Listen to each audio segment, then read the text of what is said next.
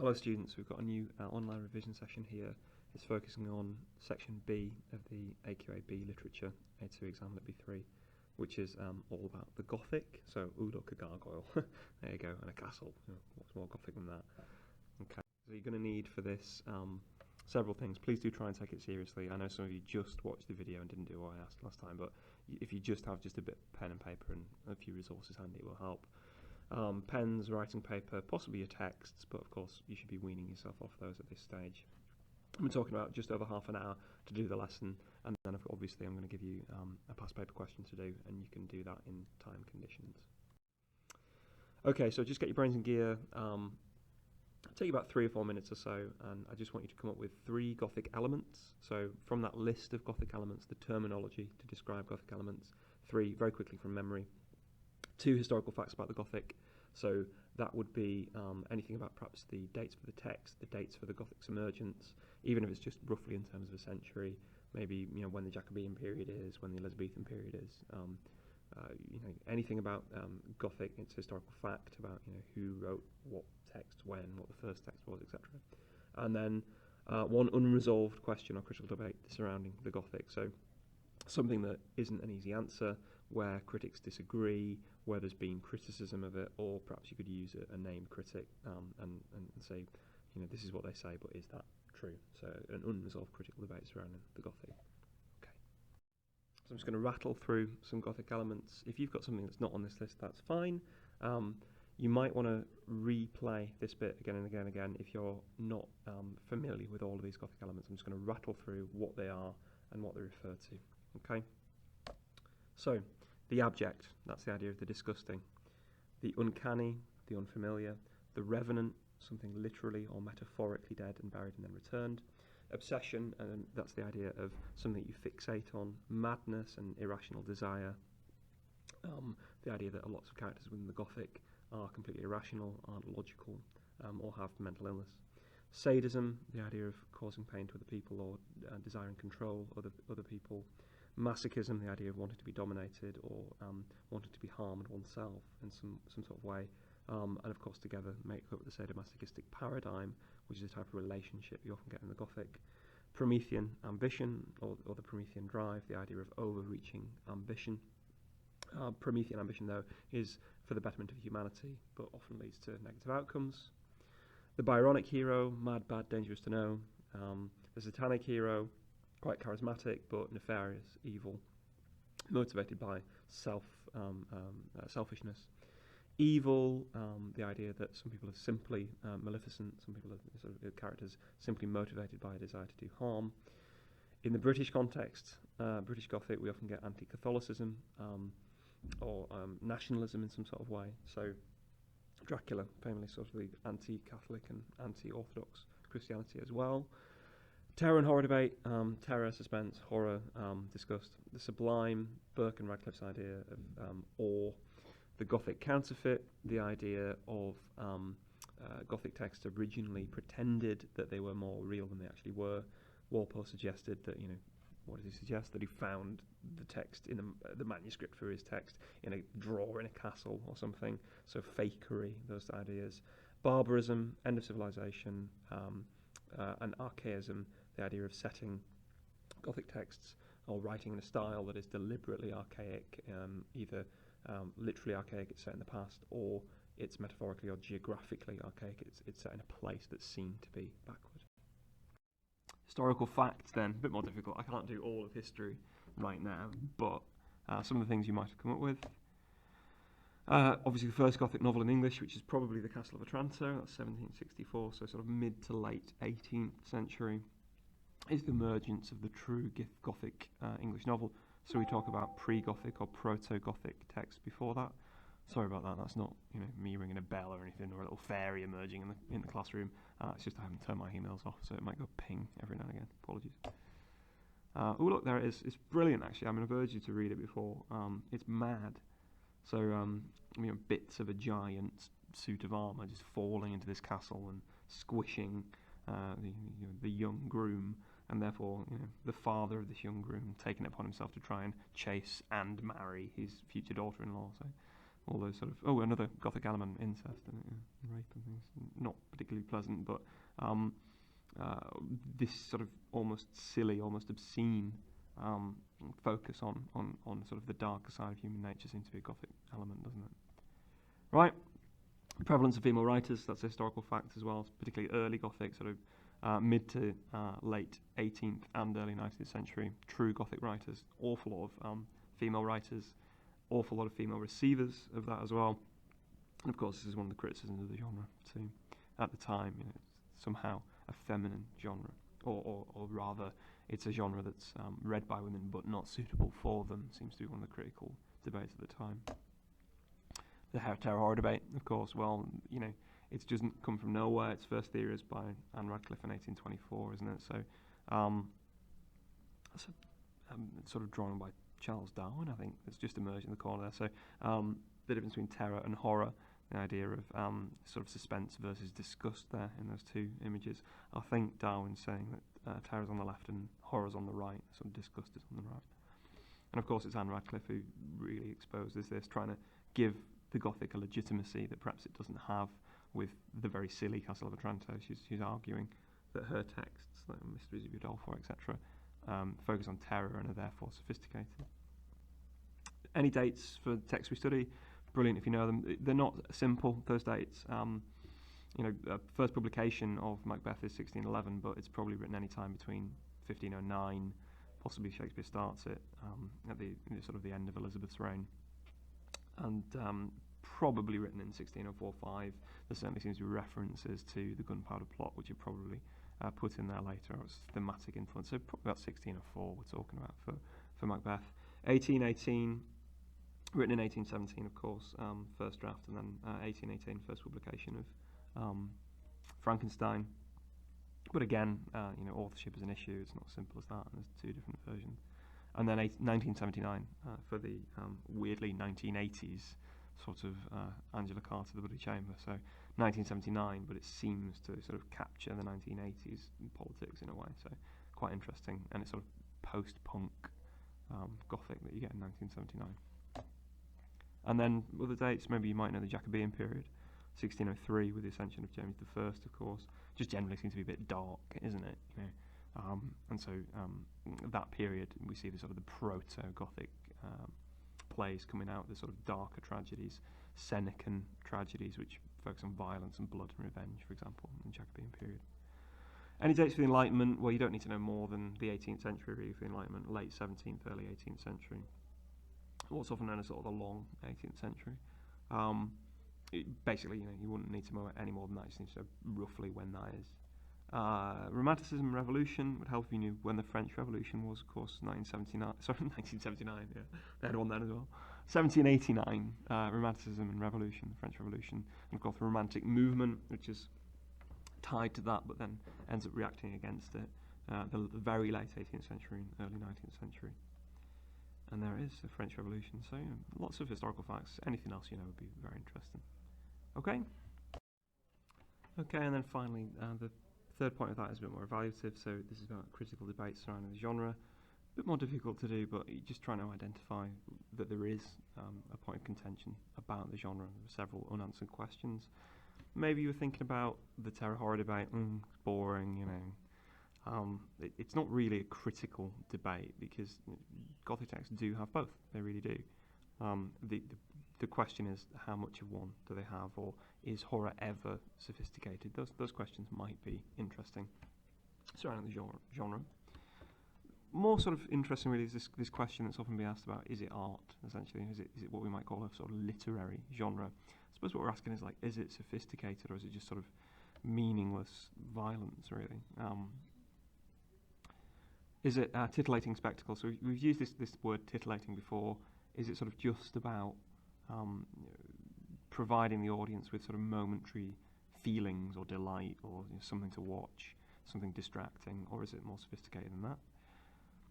This question of whether it's transhistorical has sort of come up as well. You don't want to get into this too much, but there is something to consider, which is that say for example we're saying that Macbeth is Gothic, is not in the sense that there was no such thing as a Gothic genre at that time. But, of course, the AQA have put it on a list of Gothic texts, so don't spend loads of time going, oh, it's not Gothic actually at all. It clearly has Gothic elements, but there is a question as to, are we just sort of making this up, that this is what they have in common? Perhaps more significant than that, something you can explore and consider, and perhaps explore a little bit in answers, is this question of whether the genre taps into something what we might call transcendent. So what I mean by that is, does it sort of tap into something that goes beyond different cultures? So there's, on that sort of list of critical quotations that I've given you, some of them deal with this question of the transcendence of the genre, the question of whether what it's dealing with is particular to a culture. So for example, antique Catholicism is particular to Britain in the 18th and 19th centuries, or does it tap into something more universal, more human than that? So we all have fears, regardless of culture. We all feel terror and horror and disgust, regardless of culture. So is the Gothic genre tapping into fear and that sort of universal, what we might call transcendence? An interesting question. This sort of questions go up in, again, sort of critical debates. Is it to scare you? Is it okay for the genre to do it? Is that its major purpose? If it is, does that mean it's a bit rubbish, actually, as a genre? Because you can jump out at someone, on a street corner and go, rah, and please don't. But if you did, that's scaring them, but you wouldn't say, I've created art by doing that, and you wouldn't call yourself an artist or a writer or a literary genius by doing so. You'd just be having a laugh, really. And, is that all the genre is, or is it to invite some sort of questioning, or present a nihilistic philosophy, or just make you think a bit? I mean, is that the point of, say, terror, for example? These are unresolved questions about the genre. Botting's point, of course, Hegel mentions this, sort of sums up Botting's text by saying, well, is it about excess, really? The genre is about excess. Well, what does that mean? And is it, or can it be really subtle? You might have thought about that. And then really, why would anybody bother? I mean, why do you want to read this? What does it tell us about ourselves that the Gothic has remained as a genre? I suppose there's a question about whether it has, or whether it's sort of unrecognisable now, thanks to Twilight. But is there anybody really wants to read this? And if they are wanting to read it, what does it say about people? Is it something that sort of reveals the darker side of ourselves, the sort of the darker underbelly of humanity, the barbarism in humanity? Or is it perhaps another reason for it, holding a mirror up to society, or whatevs? Alright, so hopefully a couple of those. If there's anything in this that we've done the last three things, the Gothic elements, the historical detail for AO4, or the Gothic debates for AO3, then hopefully you'll be able to revise this in just 1 second. Okay, so next task, please write down some notes. Quickly jot down something you need to work on for section B. So that will be something that the examiners really, really want to see. Something that they definitely want to see that you think you need to get better at. And then something they definitely don't want to see. So perhaps something that you've been doing, or that you've heard me getting annoyed about, that examiners really don't want to see in section B in particular. Okay, so again, just pause the video. If you can jot down something you will need to work on, something that the examiners want, something really good you should be trying to do for section B, and then something that you should try and avoid for section B. Okay. Very quickly then, in terms of that list, so in terms of AO1, we talked about this lots and lots of times. Sharp focus on question, subtle, thoughtful, expressive, being interested approach to the task, finding it significant and interesting. Accurate use of terminology with integrated use of evidence, so not just PE, Chin is very, very GCSE standard at this stage, really. We really want to be using integrated, deployed evidence within your own controlled sentences. And then, of course, A1 covers things like argument structure, so properly structured answer, brief introduction and conclusion, tightly focused on the question. AO2, frequent and relevant quotation. The examiners are always talking about this, relevant and frequent quotation from the texts, and specific exploration of language structure and form. So, especially important for section B, giving evidence in the terms of quotations, where you look at the language, but linking it to the structure of that text, the organisation of that text, but also we've given you a play, a collection of short stories, and a novel. And so trying to understand the formal differences between those is significant. In terms of area 3, knowledge, understanding the genre, not just the genre is designed to be scary, having a real understanding of its elements, history and the debate surrounding it. Lots of different interpretations, multiple tentative and the use of critical debate. Some critics contend that it has been argued that, rather than on the one hand, on the other hand. And then, of course, AO4, something examiners are always banging on about, is that historical context, aesthetic context, the context of the genre, should be relevant, so that you can't just whack them in for no reason. Okay, so a lot of context for section B will just be the history of the genre, but you can also bring in social historical context too, and that'll make the examiners very happy. Look at them; it's quite slowly bouncing in that, isn't it? Yay, happy. What they don't want then, definitely not waffle, definitely not generalisation, and definitely not vague language. It shows. I don't know what you mean if you're saying it shows. This evidence seems to develop the reading. That would be far more academic use of A1. No waffle, no talking around the question. Work out what the question is and answer it. That's the idea. They don't like a lack of structure or focus, changing direction halfway through. It needs to be planned. And of course, A1, they don't just want a selection of ideas, they want an actual answer. So they don't want your ideas, they want an answer. Your answer will be in the form of your ideas, structured into the proper format for section B. They really are getting sick of I have given suck. They're really, really getting sick of I have no friend, Margaret. They're really, really getting sick of a dozen husbands impaled a dozen brides. You can use those, but are the quotations you're using just basically the list of 10 cliche quotations on the internet? Or do they display a deep understanding that you've been reading this text for a year? AO2, don't analyse a single word. The use of the word it suggests that this is about the decline of the textile industry or something. Or, here the word yes indicates that the Gothic is all about affirmation. If you're going to analyse the text, you've got to give me more than a single focus on single words. And of course, form, structure, these things are probably more significant than just, this word has connotations of. Okay, don't get into the it is or isn't Gothic debate. Just try and avoid it. There are debates around what the Gothic really is, but don't get into the debate of this text is or isn't Gothic. Okay. Certainly don't offer interpretations which are, well, it all depends on your opinion, really. You are asked to evaluate different readings. You're not asked to say there are different readings. We know there are different readings. We want you to give them and then evaluate which ones are best. Okay.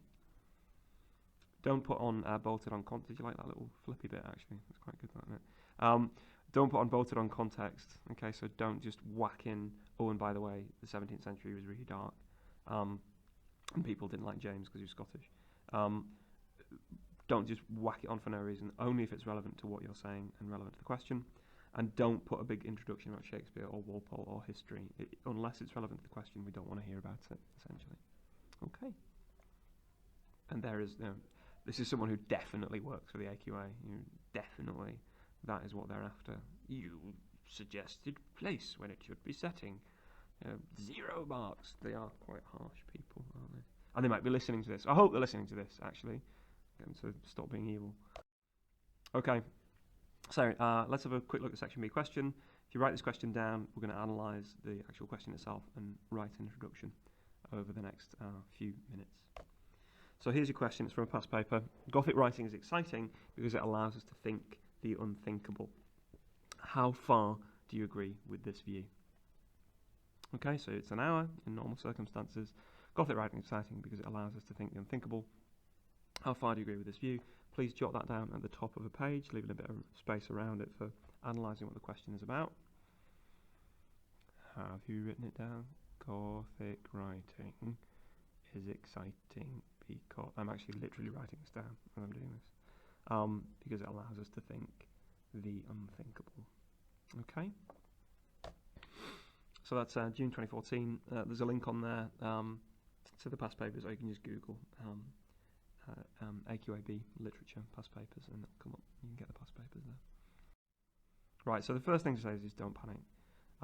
It's a weird question. That word exciting is going to be really weird for you. It sort of suggests something that I don't think it wants, really. We'll have a look in a minute. But it's not actually that hard of a question once we get down to it. It's just trying to make sense of what it's asking and then getting into a debate. So obviously we've got the issue of how far. Okay, so if you want to just circle that, You circle that how far on your question. We've had a thinking tool, haven't we, for when we're doing how far. What is that? Yeah, okay, yeah. We know what we're doing. We don't literally write it, but thinking in a percentage term is a good way. When it's how far, like to what extent. Okay. We've got the word exciting on there, if you just want to sort of underline that. That word exciting. Quite a limiting word, really, exciting. It's not necessarily something that we've seen before in questions. So having to think about, what does it mean by exciting? Of course, we've got the word unthinkable as well. So if you just want to underline that word, unthinkable, or highlight that word, unthinkable, you need to think of some synonyms for that word. Other words or phrases that mean the same thing. And of course, for the absolute best answers, we should be trying to think of ever so slightly subtly different meanings of that word, unthinkable. Okay? And of course, one of the things to think about is what the person making the statement is really claiming. If somebody says this, what do they think? And then, are they correct? Okay? So just take yourself a few minutes. Think about how far, think about the word exciting, think about the word unthinkable, think about what the person making that statement is actually claiming. And don't worry yet about whether it's true. That's what the essay is for, how true it is, how far you agree with it. Just have a worry about what literally you are being asked.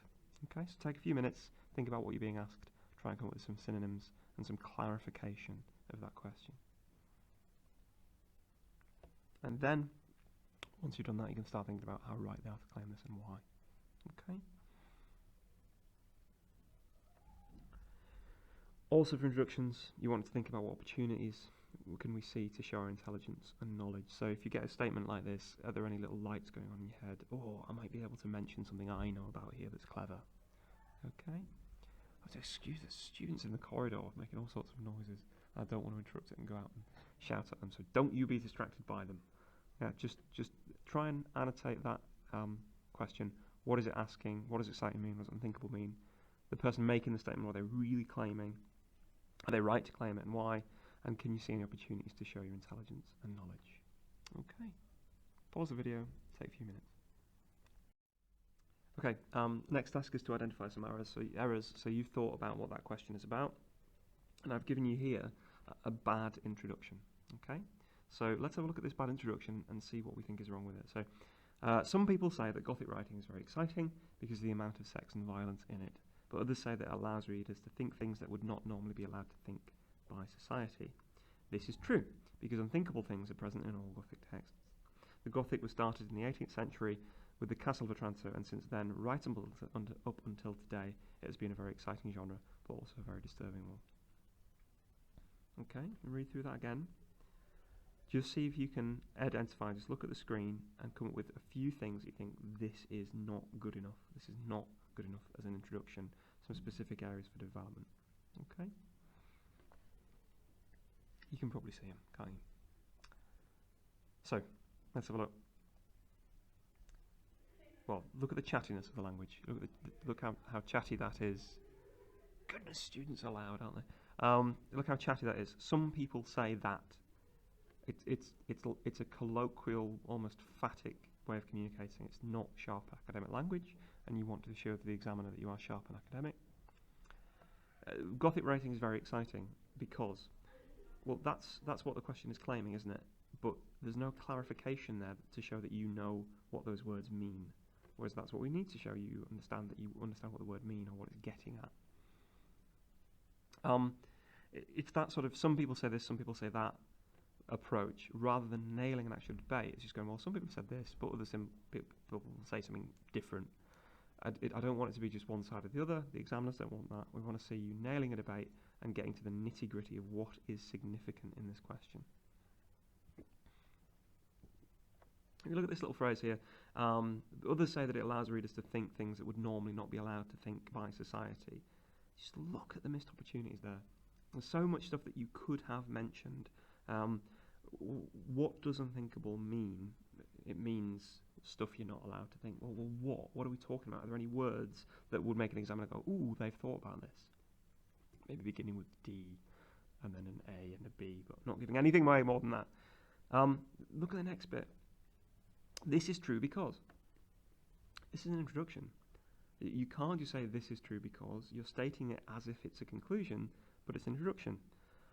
And I'm not entirely certain what you're saying is true. This is true. Which bit, which interpretation, exactly what? It's too much so far for an introduction. Okay. The Gothic was started in the 18th century. The examiners know this. I know this. So unless it's relevant, like you're saying something particular about text at that time, there's no point in mentioning it. And then look at the last clause, the Castle of Otranto, and since then, right up until today, it has been a very exciting genre, but also a disturbing one. Well, the statement is saying that. It's saying that it's a very exciting genre.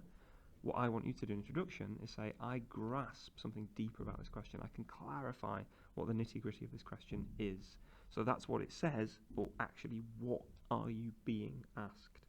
Yeah? It's a very exciting genre, but also a very stirring one. Yeah, that's what the statement is sort of saying, but what's the big question there? What's the debate? What's something more interesting than just, is it actually exciting and disturbing or unthinkable stuff being explored in it or whatever? Okay, so we can agree that that's rubbish. I hope you can see that that's a rubbish introduction. Okay, it's just not good enough. And what we're going to try and do now is work out ways to make it better.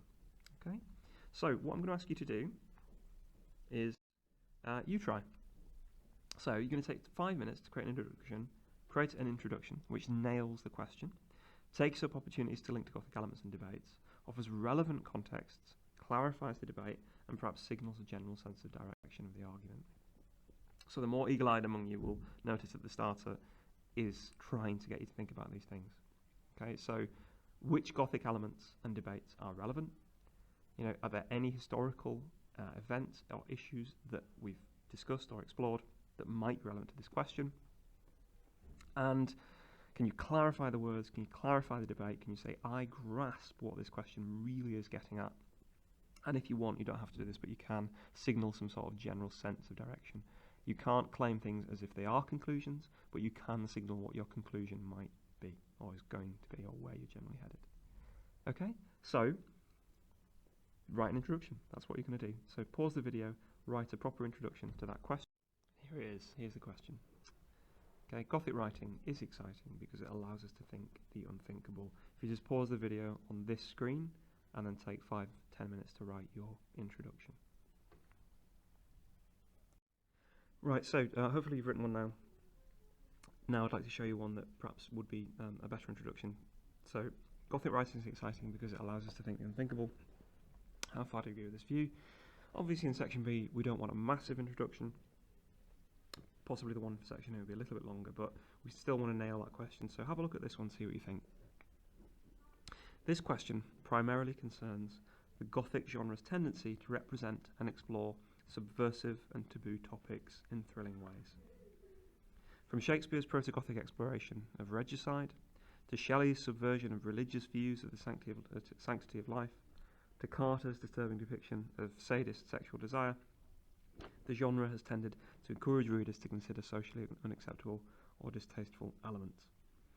Kidd argues that Gothic texts became a way of subverting the establishment, and Botting contends that the Gothic subverted rational understanding. However, the open question here is whether such transgression and depiction of taboo is exciting and liberating. Okay, now obviously I've raised the AO1 here, so don't look at this and go, oh, there's no way I can write like this. Well, to be honest, you probably can if you practice it. So the AO1 has been raised in terms of the register and the formality and the academic sort of tenor of it, really. But I hope you can see what it's doing that makes it more of a clarifying introduction, clarifying that question, clarifying the statement. So it primarily concerns, it's mainly about, is what I'm saying, okay? The genre's tendency to represent and explore subversive and taboo topics. So just in that statement, I'm trying to get a definition of the word unthinkable. Unthinkable as in subversive, goes against the norm, and taboo as in something that is so subversive we don't even really talk about it. And then I've just listed, signal some sort of direction with the argument where I'm going to go.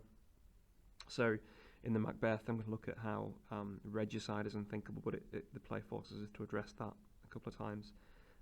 That in Shelley's sort of romantic Gothic, we see the subversion of the view of the sanctity of life in the context of the 19th century.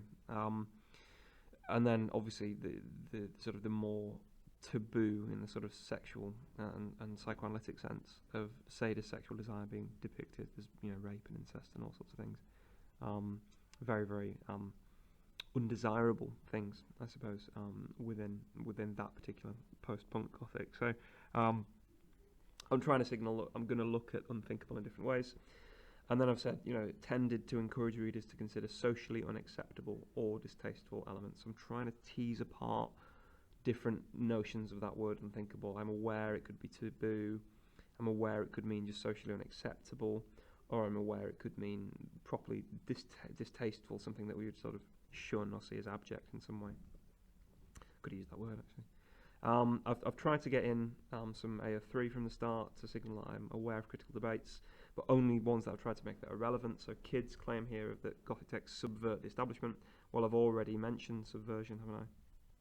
So I know that I'm seeing that as part of the meaning of the word unthinkable. Botting's view that the Gothic subverts rational understanding, it goes against rational understanding of the world. That's like, you know, literally unthinkable, isn't it? Unthinking, I suppose, in that way. And then just trying to signal, but what really is the question? Well, the open question here is the thing that's unresolved here, which we're going to look at, is whether such transgression, subversion, and depiction of taboo is exciting and liberating. So I took the word liberating there from, you know, it allows us to think. So I think part of the statement is that there's somehow something liberating in looking at the disturbing and the socially unacceptable. Okay, so hopefully you can see that that's a good introduction. It's not perfect by any stretch of the imagination, but it's just better than what we had before. Okay, so that was a really long introduction. I just want to show you also that you could just do it really quickly and still nail the question. This question concerns the role of taboo within Gothic texts. You're already signaling to the examiner, I get what the question's about. Taboo is, of course, if you can talk about it, it suggests you do understand the Gothic. The unthinkable could mean socially unacceptable, disturbing, or forbidden. And the key question is how these unthinkable elements are depicted and in what ways this thrills readers and audiences.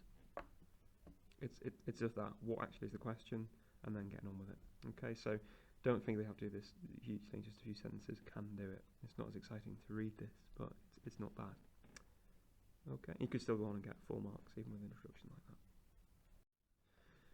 Right, so here's your big task then before we get started on writing a full answer. You're going to plan one. It'll take a little bit more time than you would normally, because I really want you to get to grips with how we go about getting our materials together.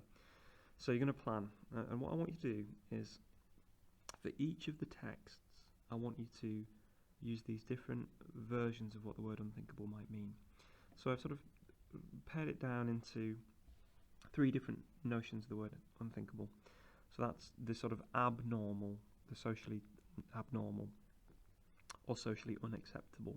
So that's something that just isn't sort of normal or accepted in society. So probably the lightest version of the unthinkable. The next one is quite a literal version of unthinkable, which is sort of the forbidden and the illegable. Oh, I couldn't possibly do that because it's illegal. So thinking with those terms, the forbidden and the illegal.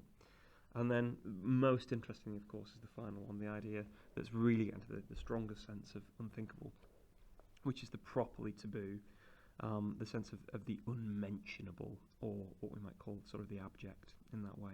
Okay? So for each of those different versions of the word unthinkable, abnormal, forbidden, and taboo, I want you to come up with a couple of ideas of what you would look at for each of the texts. Okay, so put these as subheadings, maybe on a whole page. Abnormal for each of the texts, what would you look at? A couple of bullet points. Forbidden or illegal for each of the texts, what would we look at? And then finally, taboo or unmentionable or abject, really disgusting, just unthinkable, horrendous even. What would you look at for each of those words?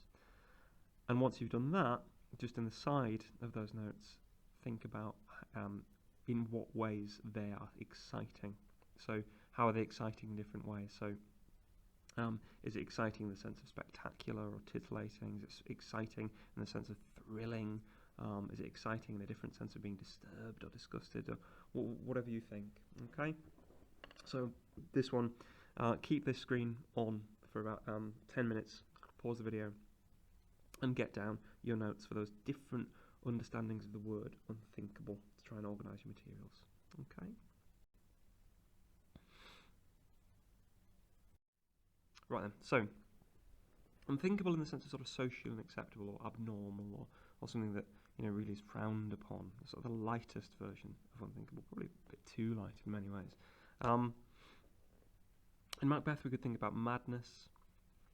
That's something that's sort of abnormal. There's this lovely bit in Macbeth where clearly Lady Macbeth is discomforted by Macbeth's madness, and everybody else on stage is very tense. So it's clearly sort of socially acceptable. You can't talk about it, so it's unthinkable in that way. This madness on stage. Female empowerment, of course, is seen as abnormal at the time, and the level of ambition that Macbeth displays, that could be seen as sort of unacceptable or abnormal at that time, at a time when everybody knew their place. That level of ambition that Macbeth displays could be seen as highly sort of socially unacceptable. One of the things as a curveball for that, something you might want to think a little bit more sort of around that issue a little bit more, is that the idea that violence is normal in the world of Macbeth, clearly in the play and in the historical period in which it's set. So the level of violence that would be unthinkable to us, slicing someone in half and putting their head on a stick, that's unthinkable to us, but it wasn't at the time. So that might be something to consider. In Frankenstein, the level of Promethean drive is seen to be abnormal right from the start. So it's something that most of the people on that ship don't understand, Walton's ship. It's socially unacceptable. The level of desire is trying to convince his sister that this is acceptable in some way. And of course we can see that compounded by Frankenstein, his own Promethean ambition. There's also almost a sort of supernatural enthusiasm. He talks about that sort of socially unacceptable level of desire and drive. And of course you can link that to the creature, this idea of sort of being visually abnormal or visually abhorrent about the creature. That's something we could explore. In The Bloody Chamber, I think I would look at a different take on this. Well, the female empowerment that we see at the end of The Company of Wolves, for example, when she knows she's nobody's meat and she chooses to live amongst the wolves, amongst this sort of animalistic world. There's a female empowerment there in the sense of the Gothic, but it's not something we're supposed to see as awful. We're supposed to see it as a positive, liberating experience, so the genre's changed over time. Now in The Bloody Chamber, one of the interesting things there is, of course, that within that story, the sort of type of sadomasochistic and very patriarchal and dominating relationships that are depicted are actually seen as normal within that world. So it's the mum who's actually the abnormal one, is an interesting take on that question, that within that world she's the one with the strange views, she's the one with the views that the protagonist narrator doesn't understand, and is abnormally liberal in her views. So there's a weird take there in the sense that the really unthinkable thing is the idea of an empowered woman, but there she is and she wins at the end. So there's something interesting there. Is that exciting? Well, it's sort of, those things are quite spectacular, aren't they? Macbeth on stage and a ship stuck at the North Pole, and a girl becoming a wolf, and mum on a horse putting a bullet through somebody's forehead. I mean, these are spectacular things. They're sort of weirdly compelling things to look at. Thrilling,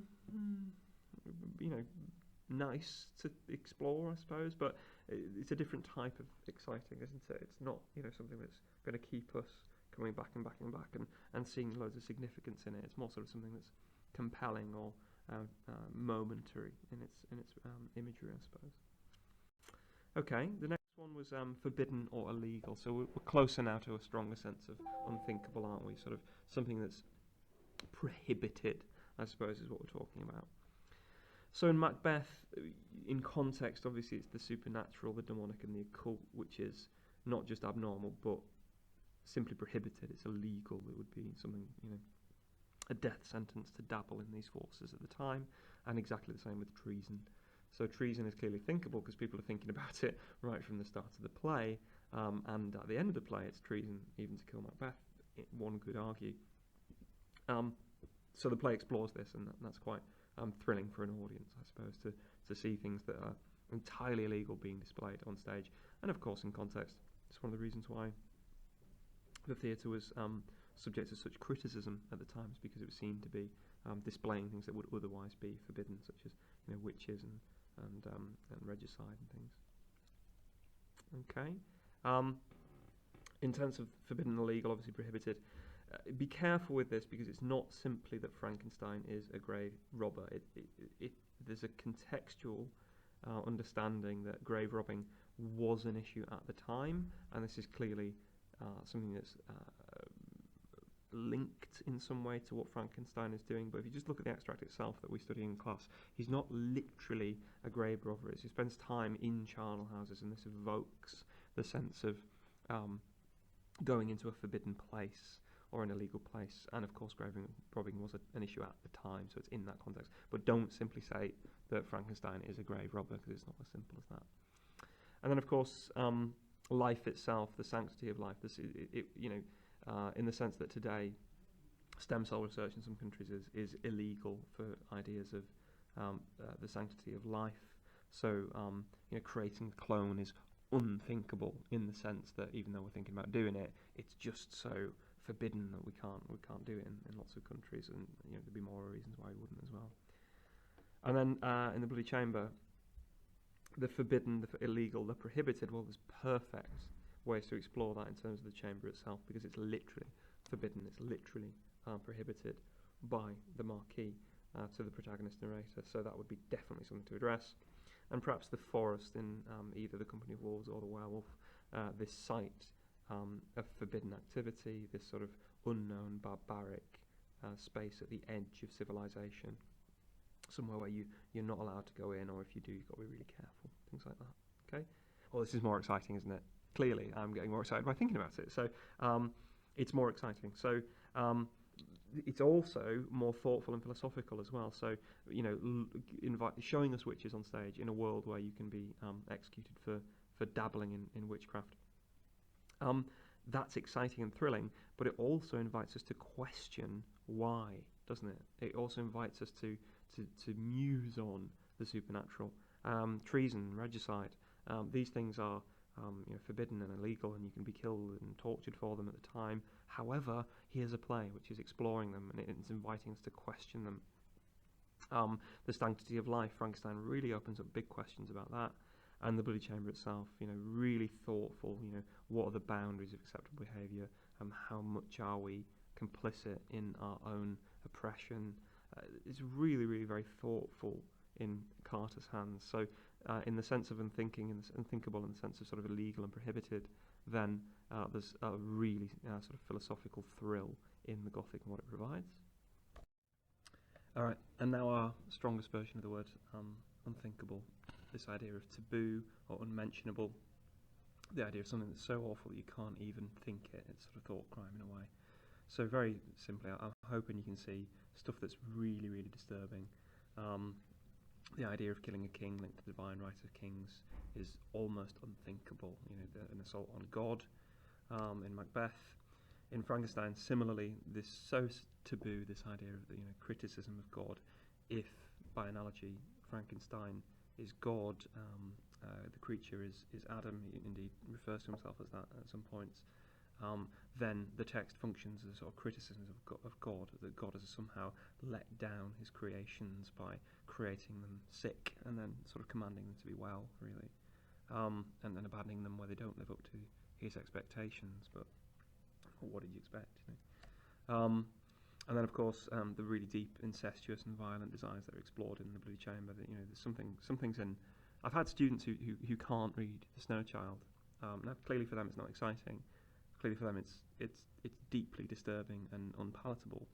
So that could be something to explore. That something so exciting and thrilling that it becomes something that puts you off.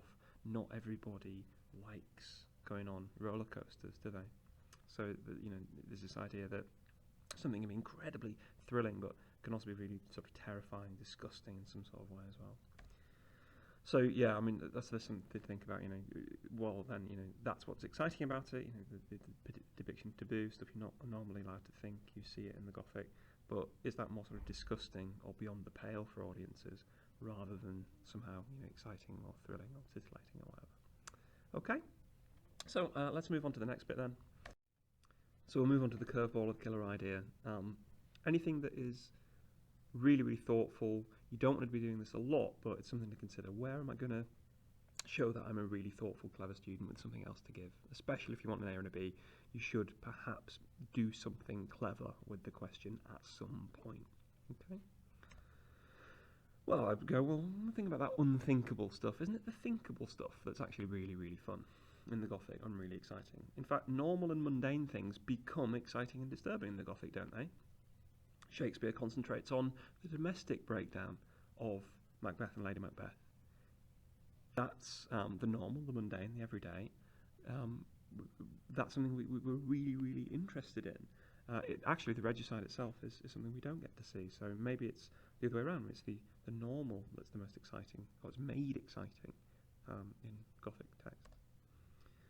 And actually, let's have a look at that idea of exciting. Well, doesn't exciting rid this of some significance, really?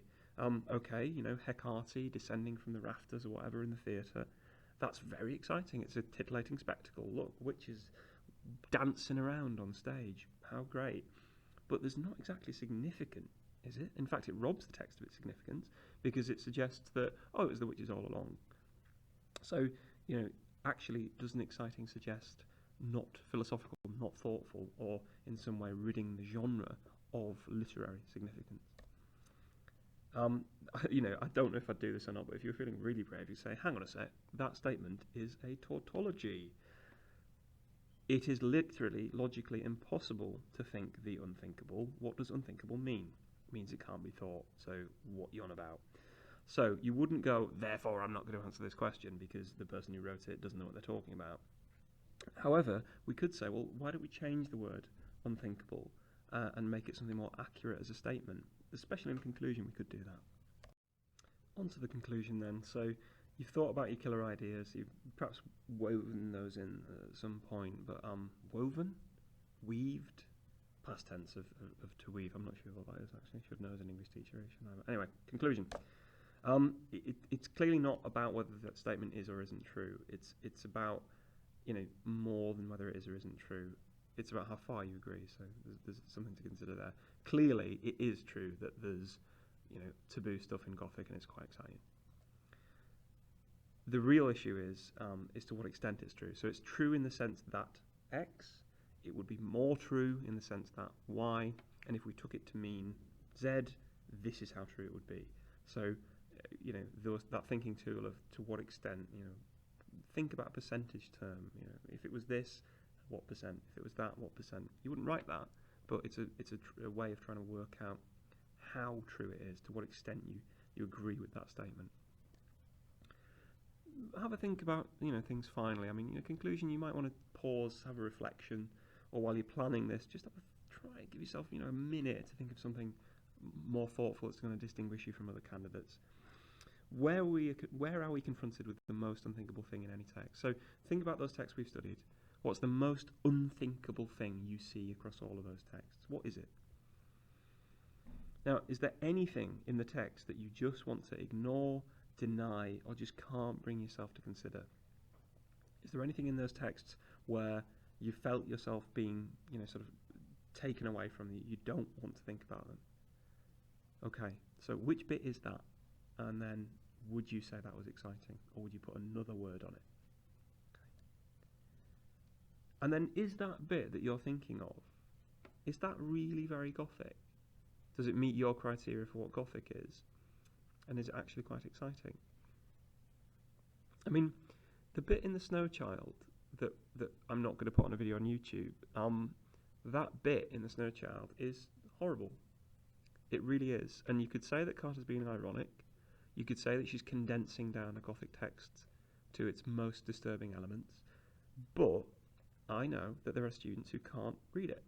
And there's nothing wrong with that. There's something so disturbing about that story that I don't want to read it. Would you say that was exciting?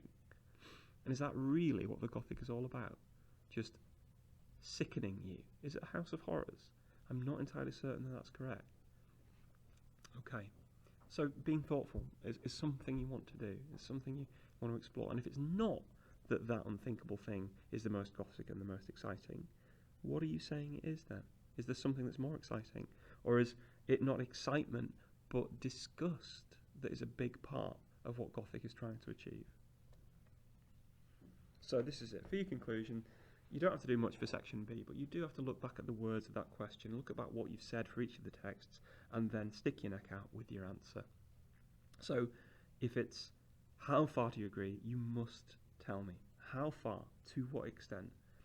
I agree, to a great extent for the reasons shown. If the word meant this, I would agree even more. If it meant that, I would agree even less. Is there something that we could do to the statement to make it more true or less true? You really do have to stick your neck out and make a point about the genre overall from what you've looked at that is a proper answer to that question. Okay. Right, so let's just do our final plans and then you're going to write it up. So, this is my overall advice of what your answer is going to be. You want to nail the introduction, so have a look back what you did in the previous tasks and rewrite that first attempt at an introduction, trying to get it closer to that exemplar that I did for you. Okay. You want to spend about 15 to 20 minutes per text. You do it in text order for section B, as you know. 15 minutes on Macbeth, 15 on Frankenstein, 15 on Bloody Chamber, 20 minutes max, something like that, leaving space for introduction and conclusion. You can mix up the order if you like, although doing it chronologically might be worthwhile. You want at least 2 different meanings of unthinkable for each text, and of course you're also going to have to look at possibilities of different meanings of the word exciting. Or at the very least, if you want to say unthinkable means taboo, you need different versions of taboo. You need to really focus on that in everything that you're writing about. So 2 to 3 paragraphs per text, focusing on the excitement of the unthinkable. Try to weave in at least one killer idea or curveball, something that's more thoughtful, something that's going to distinguish you from other students, perhaps towards the end when you're dealing with, perhaps the Bloody Chamber would be a good point to bring this in, or to reflect back on the Gothic as a whole. And of course, nail the conclusion, stick your neck out and give me a conclusion, and that'll be something that really does answer the question and shows a significant understanding of Gothic. All the assessment objectives are assessed. You know this already. We've done this many, many times. So you've got to structure it properly. You've got to get lots of evidence in there. You've got to give multiple interpretations or hear different meanings, different possible meanings. Try and getting some understanding of the Gothic. If there's a Gothic element there, mention it. If there's a Gothic critical debate, mention it, use it. And AO4 is mainly met through an understanding of the genre. So show how the genre's changed over time, or how what is taboo or what is unthinkable changes in response to changing values, social and historical values. And then just nail the conclusion. So here's my answer. Okay, right. So best of luck. Here's the question again. Gothic writing is exciting because it allows us to think the unthinkable. How far do you agree with this view? It'll be marked just a normal assessment criteria. Please do it in time conditions and then hand it in next week. So good luck. Write the essay in time conditions and hand it in next week. I hope you've learnt something from this video, a way of looking through an answer, of trying to think your way through a section B answer, and that you've got some idea now of how to push towards the absolute top. If not, come and see me. We can go through a few more ideas. And of course, remember, you've got lots of past papers that I emailed out to you as well. You can have a go at any of those. Whatever you do, I'll mark it. Okay, thank you very much, students. Hopefully do one more of these before the exam. Thank you. Bye.